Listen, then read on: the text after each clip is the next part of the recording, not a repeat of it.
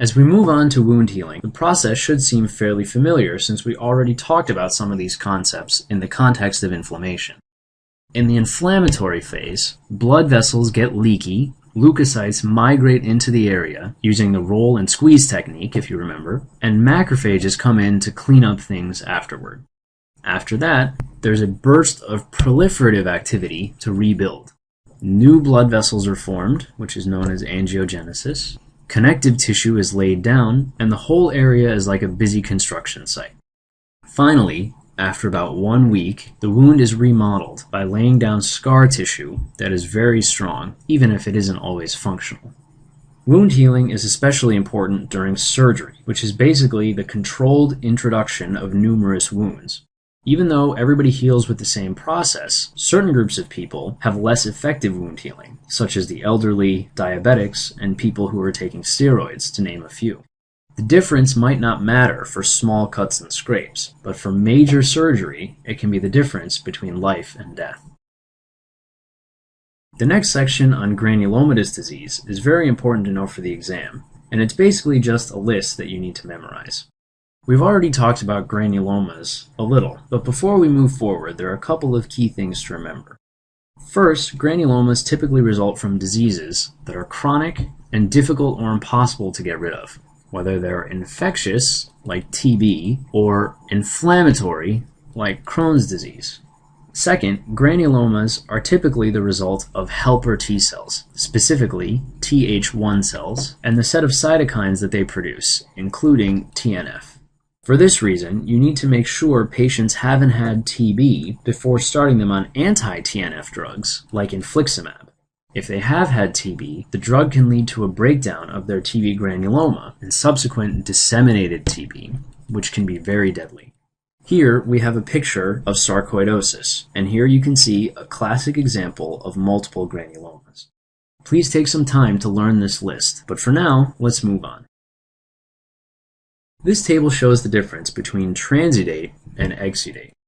As you read through it, one way to think about it is that transudate is basically just fluid that goes through tight blood vessels, whereas exudate is fluid and also cells that go through loose blood vessels. This difference helps to explain which fluids are which.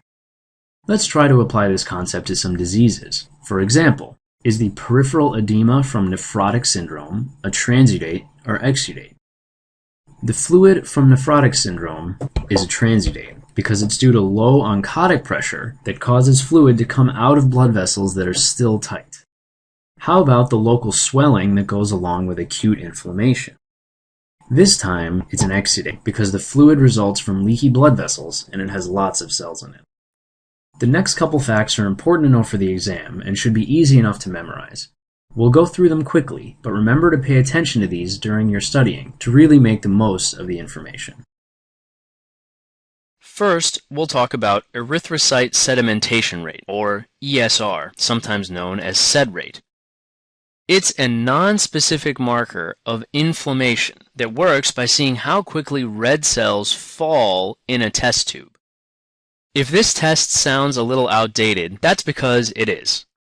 These days, most doctors use CRP, or C-reactive protein, which is a much better marker of inflammation. Still, for the exam, you should know that certain conditions have a high ESR, such as temporal arteritis, and other conditions can have a low ESR, such as sickle cell. Next, we'll talk about iron poisoning. This is actually really important in pediatrics because iron pills can look like candy, and kids sometimes eat lots of them very quickly before parents realize it. Like we talked about before, excess iron is a source of free radicals that can very quickly cause lots of cellular damage that quickly leads to severe gastric bleeding. If it's chronic, it's not as life-threatening, but it can still be devastating if it causes GI obstruction. One important fact to remember is that the best treatment for iron poisoning is iron chelation, using a drug called deferoxamine. Finally, before we move on to neoplasia, we'll talk about amyloidosis. This is often a confusing topic for students because so many different organs can be affected, and there are so many different proteins involved. Let's simplify things a bit. Amyloidosis is basically the accumulation of protein that doesn't belong. All the specifics are listed in the table. You should definitely memorize them because they tend to be high yield on the exam, but remember that they are all just different manifestations of the same thing. Under the microscope, you can tell amyloidosis by the bright green color using Congo red stain, seen under polarized light, shown here on the right. You might not ever see an image like this, but if you see the words Congo red and green on your exam, you should think of amyloidosis.